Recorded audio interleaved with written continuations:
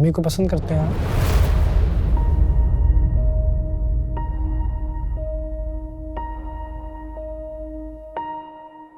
उससे शादी करना चाहते हैं? किसने कहा ये तुमसे? उस दिन जब आप हमारे घर से गए तो अम्मी का फ़ोन मेरे हाथ में था। उस पर आपका मैसेज पढ़ लिया मैंने, जिसमें आपने लिखा था कि मैं आपकी फैमिली का हिस्सा बन सकता हूँ।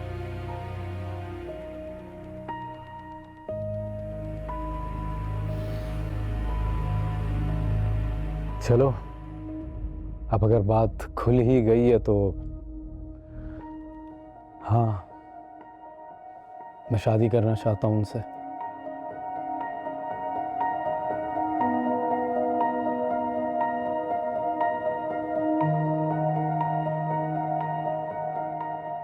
अम्मी ने क्या बोला इस बात पे? She refused multiple times. कब से जानते हैं आप अम्मी को? बहुत सालों से बेटा, जब आप पैदा भी नहीं हुए थे तब से। वो पहली लड़की थी जिससे मुझे मोहब्बत हुई थी। हाँ, अब शादी क्यों नहीं हुई वो शायद हमारी किस्मत में नहीं था। अलबत्ता अगर किस्मत दोबारा मौका दे रही है मुझे तो मैं पूरी कोशिश करूँगा और कर रहा हूँ। इनफैक्ट मैं सिलसिले में बात करने के लिए तुम्हारी नानी और तुम्हारे मामू के पास भी गया था, लेकिन अब मुझे एहसास हो रहा है कि तुम्हें यहाँ देख के ऐसा लग रहा है कि मैंने गलती की, मुझे डायरेक्ट तुमसे ही बात कर लेनी चाहिए थी। मैंने पहली बार आपको कुछ दिनों पहले अम्मी के साथ बैठे हुए देखा था। अपनी माँ को मैंने कभी किसी के साथ इस तरह बैठे हुए नहीं देखा। काफ़ी दिन मैं उस मंजर के बारे में सोचता रहा, उसको झटकने की भी कोशिश की अपने दिमाग से। मैं सोचना ही नहीं चाहता था कि मेरी अम्मी की ज़िंदगी में कोई कमज़ोर लम्हा आ सकता है।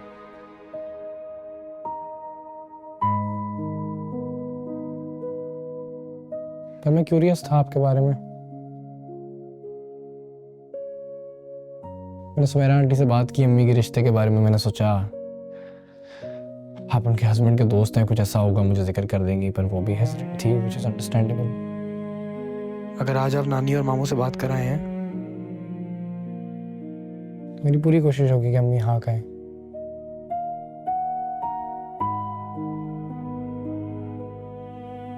और मैं सपोर्ट करूंगा आपको।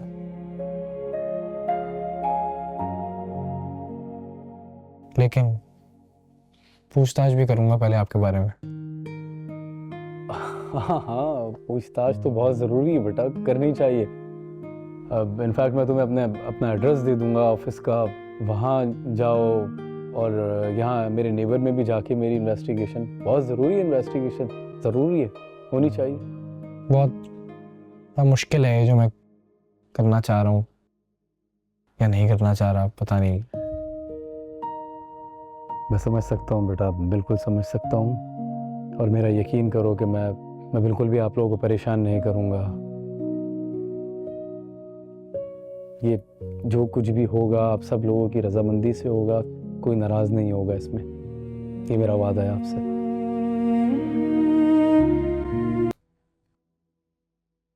वालेकुम सलाम। आज देर हो गई तुम्हें? कुछ दोस्त आए हुए थे, उनके साथ बैठा हुआ था तो टाइम लग गया। जमाल साहब के यहाँ ग्रोसरीज दे आए थे? जी दिया है। कुछ कहा उन्होंने? नहीं, उन्होंने क्या कहना। नहीं, मैंने बस समझा ग्रोसरीज वापस देने पर शायद कुछ कहा होगा। हमारा सामान वापस ले आए?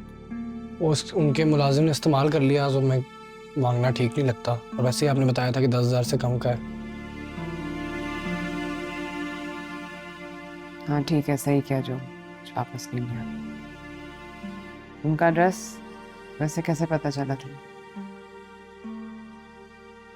साद अंकल के दोस्त हैं, मैंने सुमेरा आंटी से मांग लिया। हाँ, मेरे जहन से निकल गया। हुमायूं भाई से मुलाकात हुई? उन्होंने बता ही दिया होगा आपको मुलाकात का, जो भी बात हुई। नहीं, मैंने पूछा नहीं। मुझसे क्यों पूछ रही हैं फिर?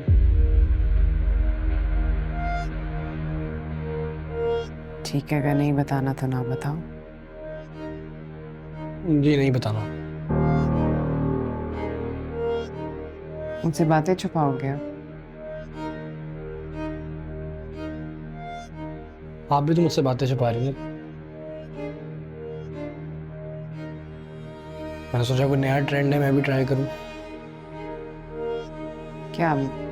मैंने क्या छुपाया तुमसे?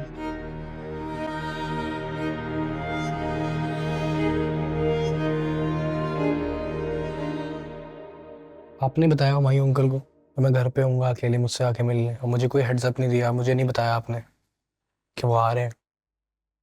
अच्छे लोग हैं सबक, और अच्छे लोग जिंदगी में बेहद मुश्किल से आते हैं, उनकी कदर करनी चाहिए। क्या हुआ?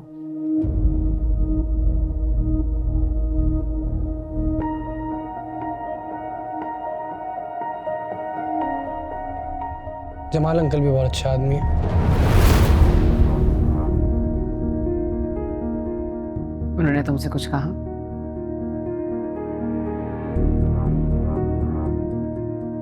उन्होंने आपसे कुछ कहा था?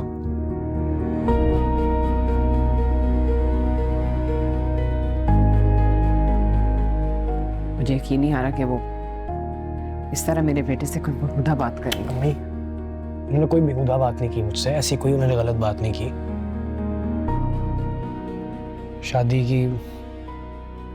शादी की बात करना कोई बेहुदा बात तो नहीं है।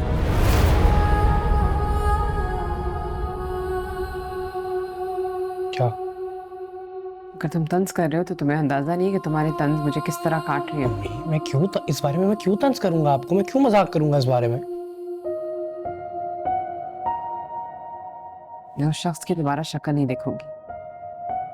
ऐसे कैसे मेरे बेटे के साथ इस तरह की बातें कर सकता है वो? शर्म आनी चाहिए, अपनी उम्र देखना चाहिए, मेरी उम्र देखना चाहिए। सबक तुम्हें आइंदा मुझसे इस तरह की कोई शिकायत नहीं होगी। अम्मी, मुझे कोई शिकायत नहीं है आपसे, आप कैसी बातें कर रही हैं? मुझे एक सेकंड मेरी बात सुनो। कुछ गलत नहीं कहा उन्होंने, कोई ऐसी बात नहीं की उन्होंने, और आपने कुछ गलत नहीं किया। मैं आपको किसी कटेरे में खड़ा नहीं कर रहा। और अगर आपको लग रहा है कि ये जो उन्होंने बात की है इससे मेरी नज़र में आपके लिए कोई इज्जत या एहतराम में कोई फर्क आ रहा है, तो नहीं, बिल्कुल ऐसा नहीं है। आप प्लीज समझे तो सही मैं क्या कह रहा हूँ। बात और मत बोलो प्लीज। अम्मी, बस आप अम्मी, मामू आए हुए।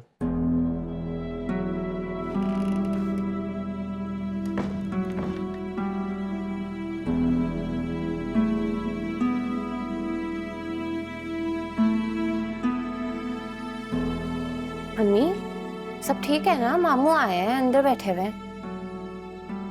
चाय दी उनको? हाँ, वो तो पिला दो। खाना बनाना।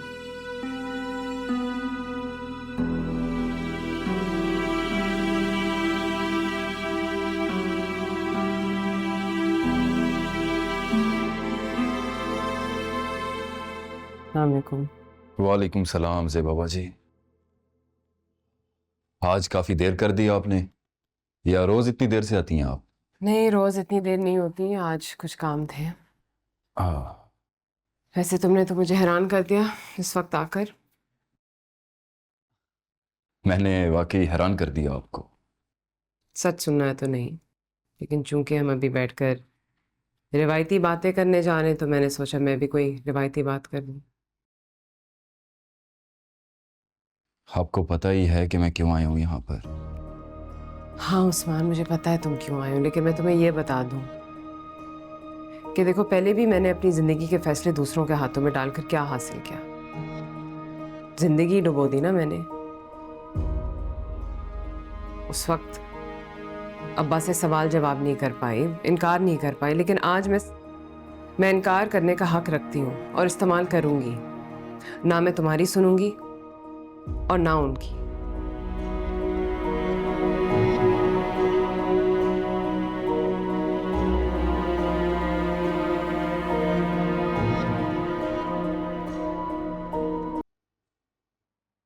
चले गए?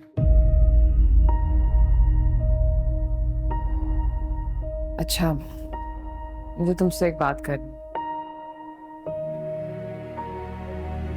मेरे कमरे में।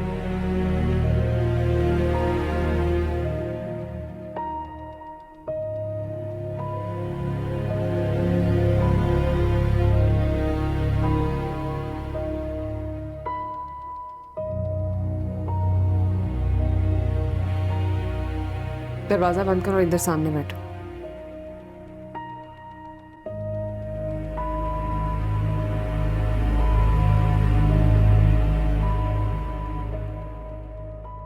जी तुमने सुमेरा आंटी से मेरी मैच मेकिंग की बात की जी और जमाल अंकल के पास जाकर मेरी शादी की बात की। जी क्या हो गया सुबक? तुम्हें अपनी माँ का जरा सा भी ख्याल नहीं, उनकी इज्जत का, वकार का? कैसी बातें कर रही है अम्मी? दूसरों के सामने जाकर मुझे बेतौकीर कर रहे हो। क्या सोचेंगे लोग मेरे बारे में, तुम्हारे बारे में? और एक बात मैं तुम्हें समझा दूं, मैं तुम पर कभी बोझ नहीं बनूंगी बेटा। मम्मी इतने सालों से मैं अपनी खुद जिम्मेदारी उठा रही हूं ना, तुम सबकी जिम्मेदारी उठा रही हो, इस घर की जिम्मेदारी उठा रही हूं, बाकी जिंदगी भी अपने खर्चे उठा लूंगी। अपने लिए काम करना इतना मुश्किल नहीं है कि मेरी जवान औलाद को किसी मर्द के सामने मेरी शादी की बात करनी पड़ जाए। ऐसा सोच रही हैं आप अम्मी? आपको लगता है आप मेरे पे बोझ हैं? या आपकी शादी होने का मतलब ये है कि मैं आपका खर्चा नहीं उठा सकता या आपको अपने साथ नहीं रखना चाहता? तो कितना गलत सोच रही हैं आप।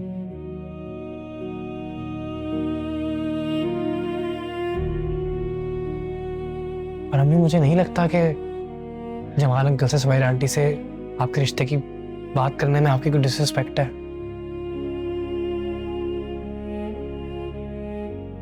आपने सिखाया है, आपने समझाया है पूरी जिंदगी क्या कि दीन को समझो, दीन को पढ़ो, कुरान पाक को समझ के पढ़ो। तो मैं क्या कह रहा हूँ या मैं क्या कर रहा हूँ, ये सब आपका हक नहीं है?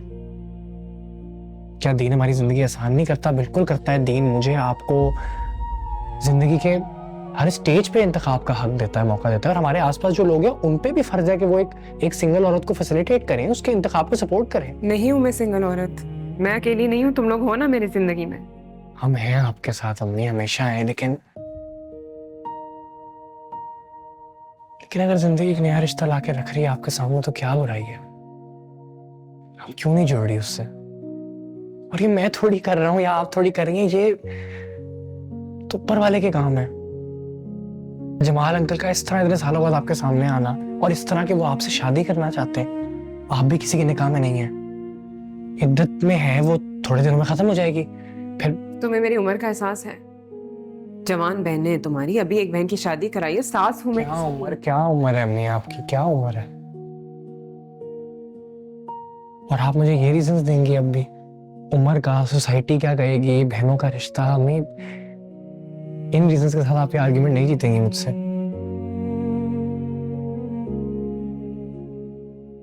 इन रीजंस की वजह से आप पूरी जिंदगी गुजार देंगे किसी साथी के बगैर? नहीं चाहिए मुझे एक और साथी सुबोक। एक नतीजा देख लिया ना, क्या मिला मुझे? सिवाय मेरी जिंदगी बर्बाद होने का मुझे एक साथी से क्या मिला? तुम्हें लगता है मैं किसी और मर्द से प्यार कर सकती हूँ, एतबार कर सकती हूँ, उसका एतमाद कर सकती हूँ? नहीं ना, मुझे किसी के अतात, ख्याल, फर्माबरदारी, खिदमत नहीं करनी मुझे किसी मर्द की। और जो चीज एक कफील से मिलना मुझे तुम लोगों से मिल गई है ना, अपनी औलाद से, ये काफी है। नहीं है काफी, नहीं है ना काफी। हम आपके बच्चे हैं, मैं आपका बेटा हूं, मैं आपके लिए हर चीज कर सकता हूं, मैं सब कुछ कर सकता हूं, लेकिन हम आपकी जिंदगी का हर रंग नहीं भर सकते, हर वैक्यूम नहीं फिल कर सकते। 2 बार देखा है मैंने जमाल अंकल को आपके साथ, दोनों बार जो मैंने आपकी आंखों में, आपके चेहरे पे देखा है वो कभी नहीं देखा, अब्बू के लिए नहीं देखा कभी। जमाल अंकल की आंखों में जो मैंने एहतराम, इज्जत, प्यार देखा आपके लिए, वो मैंने अब्बू की आंखों में कभी भी नहीं देखा आपके लिए। कह दे मुझे, कहीं मैं बेशर्म हूँ, मैं बदतमीज हूँ, मुझे सोसाइटी जज करे, लेकिन कि जब मैं आपको और जमाल अंकल को देखता हूँ तो मुझे लगता है कि आप लोग कंपैटिबल हैं, कि उनको होना चाहिए था आपका कफील, आपका साथी, आपका सब कुछ उनको होना चाहिए था। उनमें एक दोस्त जैसा एहसास है जो मुझे कभी मामू में महसूस होता था या दोस्तों के बाप में, अपने बाप में तो नहीं। एक बाप जैसा रंग है उनमें। उस दिन आए हुए थे ना, सबके साथ बैठे हुए थे, टाइम स्पेंड कर रहे थे, देख के लग रहा था ये होती है फैमिली, ऐसी होती होगी एक फैमिली।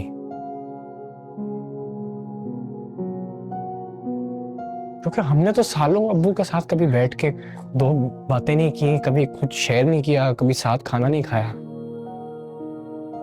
कुछ दिनों पहले क्या कह रही थी आप मुझसे? जिंदगी में कभी कोई फेरी टेल आए तो उससे भागते नहीं हो। तो क्यों भाग रही हैं? फेरी टेल में परियों के साथ शहजादे भी तो होते हैं, फिर चाहे वो थोड़ा लेट आए। जिंदगी चाहे कितनी भी फेरी टेल सामने आकर रखते, मैं अपनी बच्चियों का बचपन, उनकी जवानी किसी फेरी टेल या ख्वाहिश या किसी भी चीज की कमी की वजह से बर्बाद नहीं कर सकती। सुन, लेकिन अम्मी कौन सा बचपन, कौन सी जवानी? हम तो बहुत बहुत पहले ही बड़े हो गए थे। कौन है बच्चा यहाँ? जवेरिया की शादी हो चुकी है।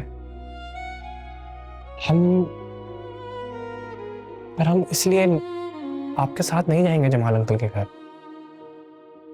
मैं, मेरी बहनें यहीं रहेंगी, आप जाएंगी खुशी खुशी अकेले।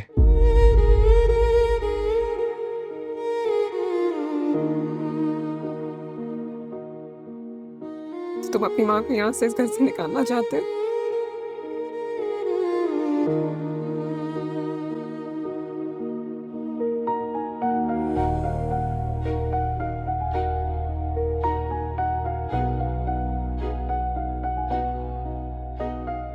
मेरी माँ ना यहाँ रहती है, मेरे दिल में।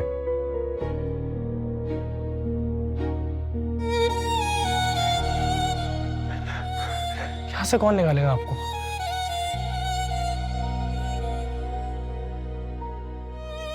अम्मी, आपकी डिसीजन है, आप ही का फैसला है। कोई और ये डिसीजन नहीं लेगा आपके लिए। बस मेरे लिए सोच समझ के, जज्बाती होके नहीं।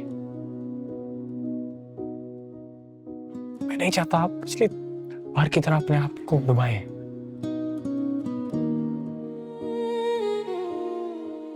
कुछ टाइम बाद जोया तानिया की शादी हो जाएगी, फिर जब आप आसपास देखेंगे और कोई नहीं होगा तो you will be all alone, और मैं नहीं ये चाहता। कैसे अकेले रहूंगी? तुम्हारे होते हुए मैं कैसे अकेली रहूंगी? मेरे होते हुए आप कभी अकेले नहीं होंगी। बहुत सारे ऐसे लम्हे होंगे जब मैं नहीं होऊंगा। अगर मैं ना रहा तो मैं नहीं चाहता आप तब भी अकेली हो। ऐसे नहीं बोलते, सिर्फ इतना कह रहा हूं, ये सोच ले। डिसीजन आपकी है, हो ना हो जो भी हो, आपकी डिसीजन है। मेरे लिए एक बार इस बारे में सोच लें।